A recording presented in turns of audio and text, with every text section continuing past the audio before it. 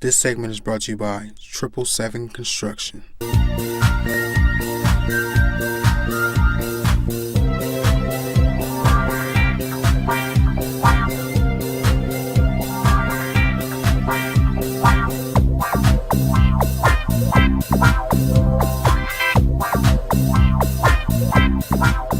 What's up, Kansas City? My name is Tennille Benton, and I'm here with the beautiful Mrs. Cokethea Hill. Thank you. You're welcome. Thanks so much for being here. Tell us a little bit about yourself and what brings you here today. Okay, well, I'm a native of Kansas City, born and raised. I attended Lincoln College Preparatory Academy, Blue Tigers, so a product of the public school system. Family always have been in Kansas City, love Kansas City. Went to college in Warrensburg, got a master's at Avila, finishing up a doctorate at KU. Always been involved in my community, always been involved in issues that concern children and education. Those are some of the things that I'm passionate about. And we're here today because I was recently appointed to serve as the 5th District Council person for the city of Kansas City. So I'm really excited about that. Tell our viewers some of the things that you hope to see changed in the districts. Well, you know, we have a great city. Kansas City is a great city with a lot of opportunities for growth and development. Particularly the 5th District, we're looking to leverage a lot of economic development projects that we have coming up in the 5th District. But we're concerned a lot of Kansas Cityans. We're concerned about reducing crime. We're concerned about making sure that people have connections to livable wages, so having jobs. We're concerned with the educational climate within the 5th District. What's interesting about the 5th District is there are about 5 schools that feed into the 5th District. You have Kansas City Public Schools, you have Raytown, you have Hickman, you have Blue Springs, and Lee Summit. Because you know we go as far our far western boundary is Lee Summit Road. Okay. It's Lee Summit Road. So we have a lot of different school districts. So we are always looking at equity amongst our school districts. We have great neighborhoods, viable, strong neighborhoods, but we also experience a lot of things that other districts experience, like blight, abandoned homes, people who were hit hard by the recession and foreclosures. So we want to make sure that we build upon our assets, but we also are strategic with addressing some of the challenges that our neighborhoods face. And that's what I would like to see continue in the 5th District. How important is social media and what you're doing? How can we get, or what are some of your ideas to help get some of our younger people or even our older audience who may have smartphones or have internet access in some way to connect and know what's going on in the government? Yeah. So we're building, the city has a platform where we're being transparent and allowing a lot of our data to be accessed by the internet. And when we look at particularly our neighborhood organizations, you have people who are, I call them our seasoned residents, so 50 and up, right? And we really want to encourage our young professionals, our youth to get engaged. And so what that means is that we have to think about how do we reach people where they are. So for instance, most of all of us will have, council persons will have a Twitter accounts. You can tweet me at Cokethea Hill. We have Facebook accounts, which is Councilwoman Cokethea Hill. You can always call the office, which is 816-513-6521. But we're really looking to find a way to have YouTube channels, to hold Google Hangouts about issues, to convene people in a lot of different spaces. It's not to say that we do away with coming down to City Hall and the traditional way of looking on the website and calling the number, but it's about that we need to have visibility in a lot of different spaces so that people who may not understand how to navigate this large bureaucratic system can say, hey, I got my smartphone, I'm already on Facebook, I can inbox Councilwoman Hill and tell her about this issue that I seen, and guess what, I got a smartphone with a camera so I can take a picture of it. Excellent. And you know what, I can tweet other people to tell them to, you know, organize and, you know, tweet Councilwoman Hill. So we're looking for ways that we can be more strategic and really diversify the way that we talk and communicate and share ideas and get feedback from people. So viewers, if you have any ideas or suggestions for Councilwoman Cokethea Hill regarding that, please go to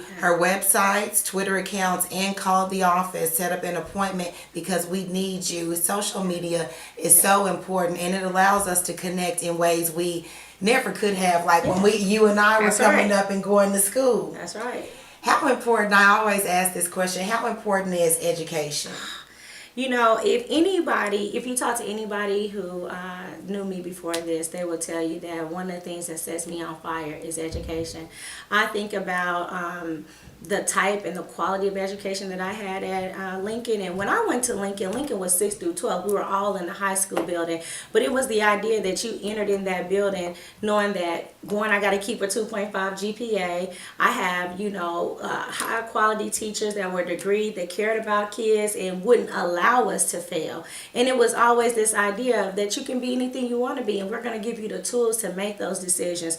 And so when you think about that, the type of job that you can compete for is directly tied to the education that you have, and then the type of job that you have and the wage that you earn is directly correlated to the type of house you can buy, the area that you can live in. And unfortunately, the research shows that zip codes are more correlated to your life expectancy. So depending on where you live, you have a trajectory. Either it can propel you to advanced jobs and global competitive positions, or you can be more likely to drop out of school, to have a baby, that to live in poverty, and also when we talk about life expectancy, to die, because you don't have adequate access to health care. So a lot of that is correlated around education.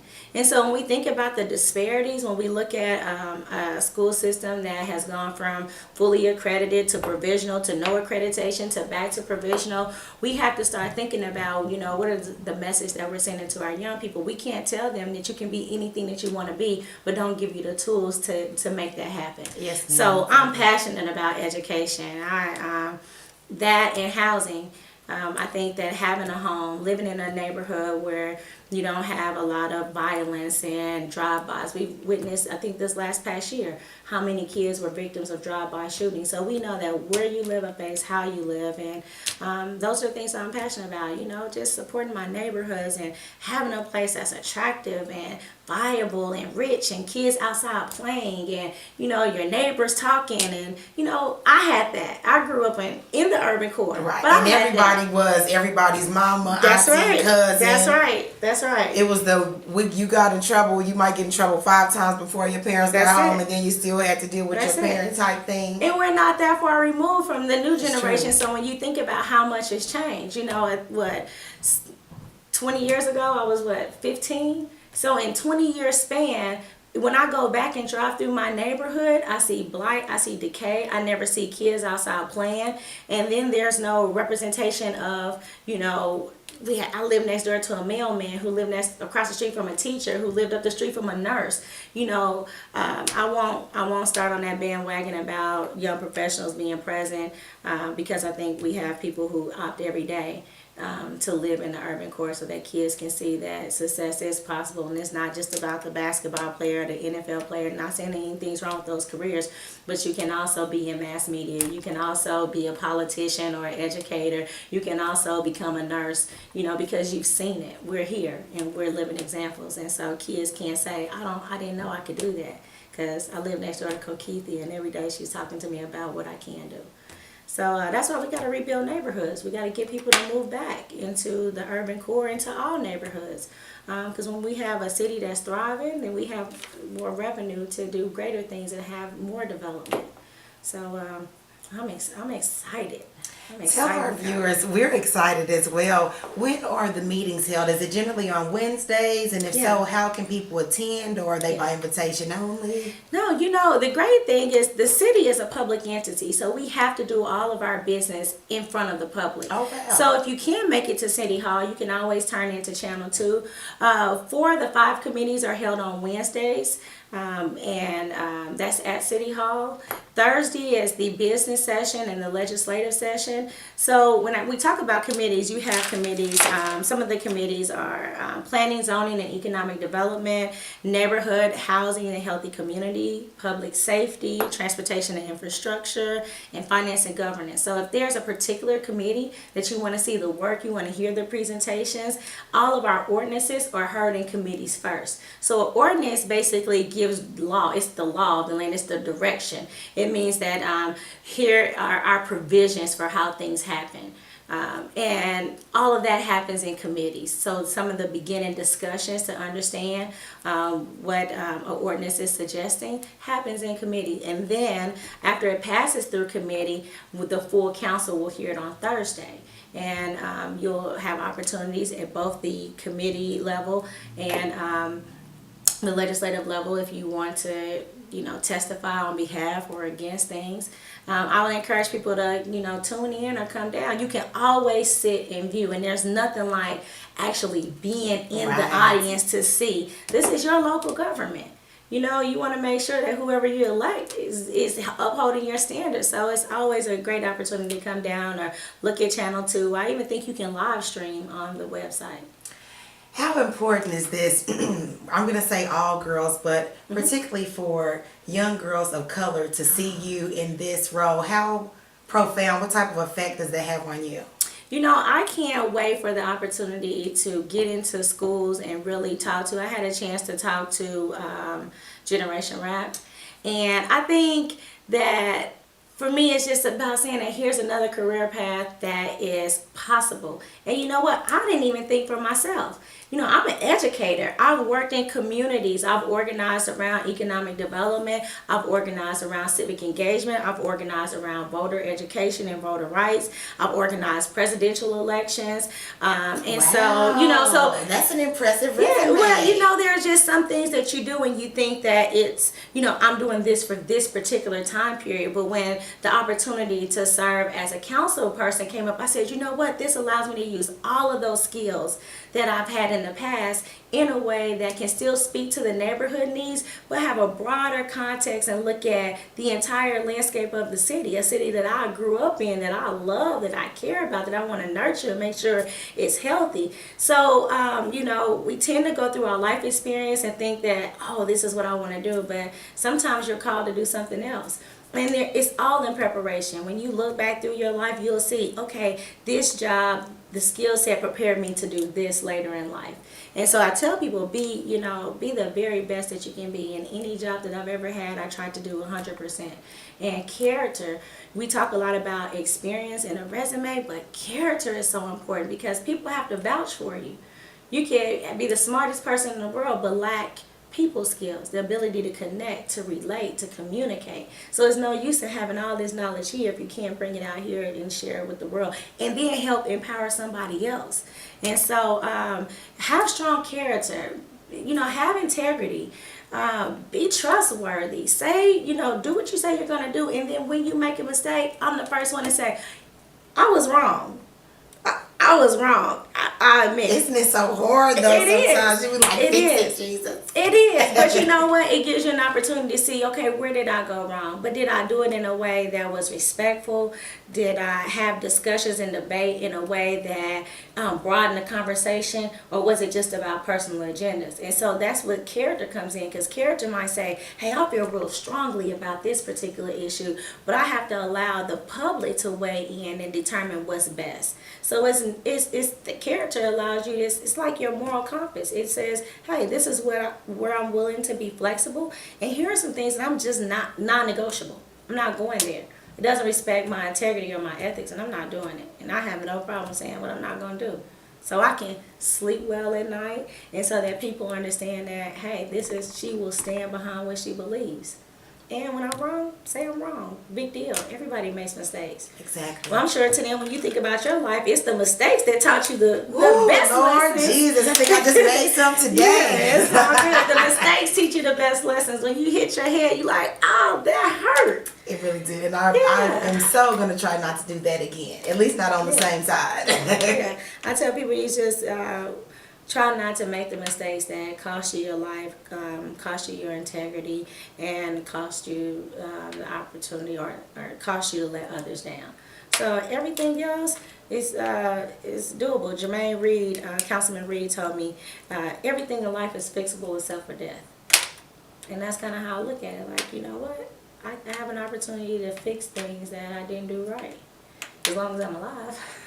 So, Tell our viewers one thing they may not know about you. I love this part. The put on the spot part. They may not know about me.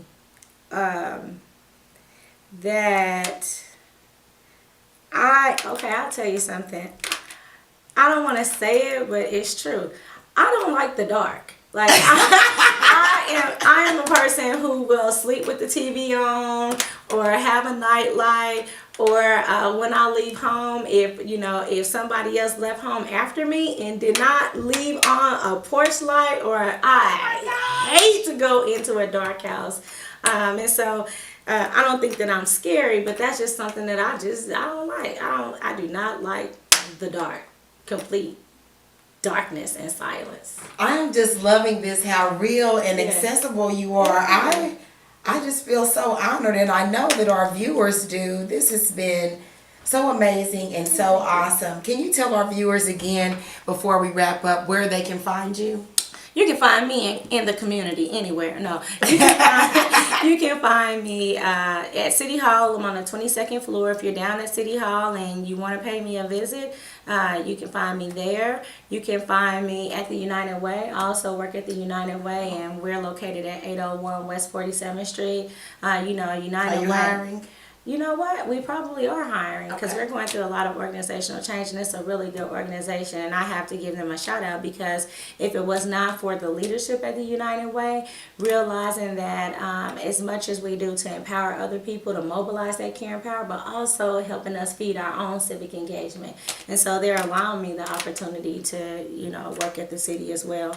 Like I said, I'm on Facebook, I'm on Twitter, Cokethea Hill. Let me spell it for you. I understand. Cokethea, last name Hill, Hill. So Facebook, Councilwoman Cokethea Hill. Twitter at Cokethea Hill. Telephone number 816-513-6521, and Maggie will answer the phone. That's my assistant. She's great. She's responsive. Maggie is awesome. Yeah, she will definitely figure out how to get it in my schedule. And we have neighborhood meetings, so check out Channel 2. I also always post our neighborhood meetings. The first one was at Southeast Community Center. March 14th, we will have a meeting at the Kansas City Zoo in their space to really get down to the workshop level of some of the things that we're trying to do in this 6 months. So, and I'm sure you'll see me at the grocery store and all those places throughout the city. So I hope that people find an opportunity to engage with me, to tweet me, to inbox me, to email me. And hey, send me some videos. That's always great. If you don't have the time to write and send an email, use your camera, record a video, and send it to us. We would love to have that. This has been so amazing. I am so grateful for the opportunity to be sitting here sharing Councilwoman Cokethea Hill with you all. Remember to go to whatsupkansascity.net and check out this video and all our other amazing videos. And remember, if you can't keep it real with yourself, you can't keep it real with Tennille.